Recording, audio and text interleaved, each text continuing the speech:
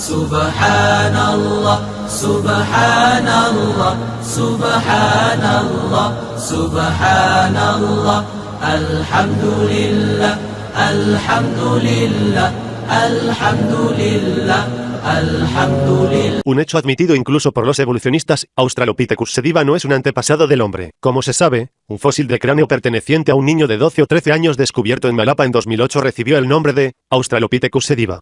Entre 2010 y 2013, se publicaron 6 artículos diferentes sobre dicho cráneo en la revista Science y se declaró entre los evolucionistas como el llamado eslabón perdido que podría ser el antepasado del hombre. El evolucionista afirmó que sediba, que se cree que existió hace unos 2 millones de años, anterior al Homo erectus, debe ser el antepasado del hombre. Como resultado, se escribieron varios artículos supuestamente científicos, basados en la afirmación de que el fósil pertenecía a una forma de transición debido a algunas similitudes que compartía con Australopithecus y algunos con humanos. Estos artículos llegaron a los titulares de muchos medios de comunicación. En 2010, cuando los artículos se publicaron recientemente, publicamos nuestros propios artículos refutando estas afirmaciones. 1. 2. En la reunión anual de la Asociación Estadounidense de Antropólogos Físicos en 2017, Bill Kimball, un paleoantropólogo de la Universidad Estatal de Arizona, volvió a abordar este tema. Se examinó el cráneo de sediba, las afirmaciones antiguas fueron refutadas una por una, y se aceptó el hecho de que sediba no es un antepasado de los humanos sino que simplemente se parece a otros australopithecenos. Por lo tanto, la llamada afirmación de antepasados humanos que se había mantenido durante 7 años fue rechazada por los evolucionistas. El reclamo versus el hecho. Pómulos estrechos, dientes pequeños, nariz pronunciada. Se dijo que las características de dicho cráneo que pertenecía a una forma de vida de 13 años de edad se parecían más a los humanos que a Australopithecus, por lo que se introdujo como una forma transitoria llamada prehumana. Sin embargo, es obvio que el fósil juvenil no completó su desarrollo. Por lo tanto, es imposible compararlo con los fósiles adultos disponibles. Incluso si aislamos y controlamos de cerca a un humano o un animal desde una edad temprana, se producen muchas diferencias anatómicas con la edad, incluso en el mismo individuo. Un niño de 15 años tiene una estructura esquelética completamente distinta que un niño de 5 años. Del mismo modo, hay muchas diferencias entre cuando tiene 15 años y cuando es adulto. Por lo tanto, es imposible llegar a una conclusión precisa sobre un fósil basado únicamente en pequeñas diferencias estructurales. El factor más crucial que afecta el desarrollo de pómulos y dientes se encuentra en los hábitos alimenticios. Una forma de vida, cuya dieta requiere una masticación vigorosa y frecuente, en consecuencia desarrollará músculos de masticación más fuertes o se debilitarán en el caso contrario. Las estructuras óseas a las que se unen los músculos y los dientes también se desarrollarán o permanecerán estrechas al mismo ritmo. Tenga en cuenta que son factores ambientales en lugar de genéticos en el trabajo aquí, los huesos y los músculos experimentan cambios y desarrollo en la medida permitida por los genes. Este hecho da lugar a grandes diferencias estructurales incluso entre los individuos separados de la misma especie. En otras palabras, la existencia de variaciones múltiples no es una indicación de especies diversas. Por lo tanto, nociones como el ancho del pómulo o el tamaño de los dientes no son confiables cuando se trata de la clasificación de especies. Hueso de cadera estrecho y fémures largos. Tras el primer hallazgo del cráneo en 2008, la excavación en curso en el mismo sitio esta vez arrojó nuevos fragmentos fósiles que pertenecen al hueso de la cadera y al fémur de un adulto. Las especulaciones posteriores proclamaron que los fragmentos pertenecían a un adulto sediba. El hueso de la cadera estrecho y los fémures largos de la forma de vida se interpretaron como más adecuados para pararse y caminar erguidos. Sin embargo, prácticamente no había evidencia que sugiriera que los dos fósiles separados pertenecieran a la misma especie. La determinación de la edad realizada en los fósiles descubiertos en los estratos adyacentes se basa en el principio de determinar la edad de los estratos donde se encontró el fósil en lugar de la edad del fósil. Esta es una práctica que conduce a muchas posibles interpretaciones erróneas. El hecho de que los fósiles se encuentren en el mismo estrato y lugar no es una indicación del hecho de que vivieron en el mismo periodo. La determinación de la edad de estas capas viene con un margen de error tan amplio como 50,000 a 100,000 años.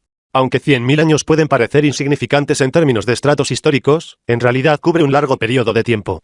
Dentro de este margen de error, se pueden encontrar numerosas formas de vida diferentes, incluso aquellas que nunca compartieron una línea de tiempo común, en las mismas capas fósiles.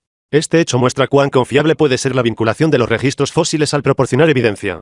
En otra nota, también es bastante sorprendente que un hueso de cadera estrecho se considere suficiente para caminar erguido.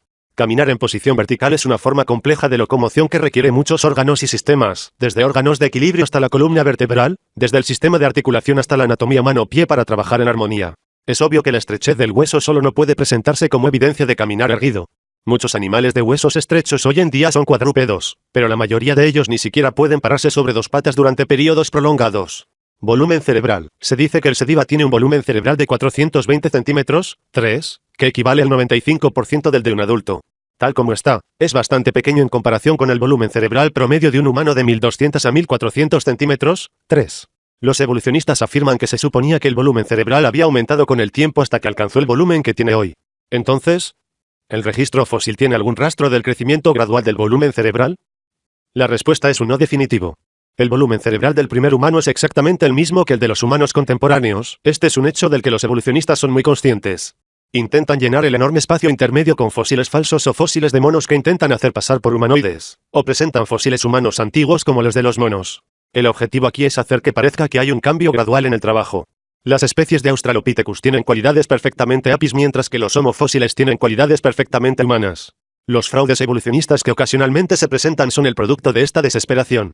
Por ejemplo, un fósil que se había introducido en el pasado bajo el nombre de Homo habilis, como supuestamente humanoide, y distorsionado con el objetivo de llenar el vacío entre Australopithecus y humano resultó años después pertenecer a un fósil de simio y tenía para ser renombrado como Australopithecus habilis. 3. Del mismo modo, el fósil, niño de Turkana, que se presentó como el llamado ancestro evolutivo de los humanos modernos resultó tener exactamente las mismas cualidades que los humanos modernos y no una especie diferente.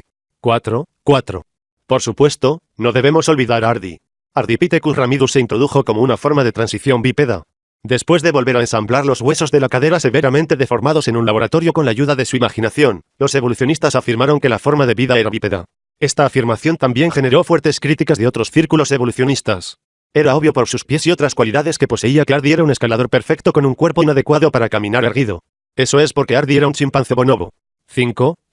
Desesperación de los evolucionistas. Las afirmaciones fósiles falsas o distorsionadas que se han producido durante más de un siglo en realidad ofrecen la mejor prueba de la desesperación de los evolucionistas. El fraude es una práctica a la que solo se recurre en ausencia de evidencia. Incapaces de encontrar un solo fósil que pertenezca a las formas de transición entre los cerca de 700 millones de fósiles disponibles, como esperaban, los evolucionistas recurrieron a la fraudulencia. Si las especies realmente hubiesen surgido de manera gradual, como afirman los evolucionistas, habría habido muchas formas de transición entre la miríada de fósiles. De hecho, el lecho fósil habría estado lleno de formas de transición.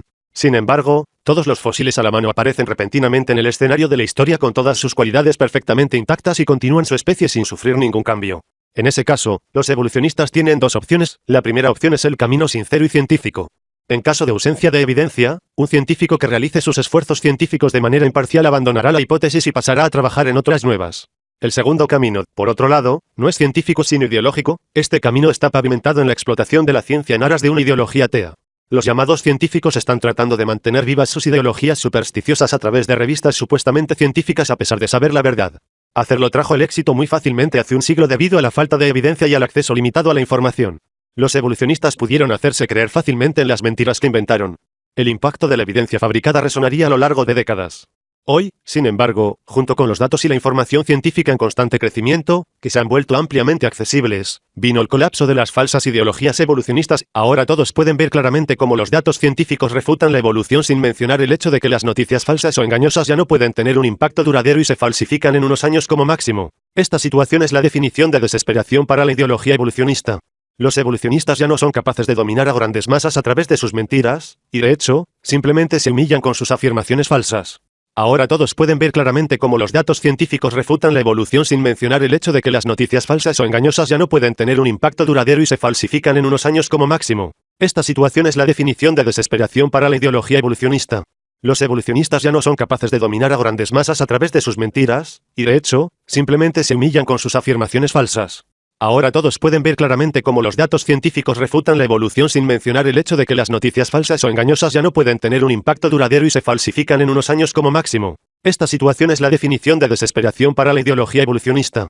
Los evolucionistas ya no son capaces de dominar a grandes masas a través de sus mentiras, y de hecho, simplemente se humillan con sus afirmaciones falsas.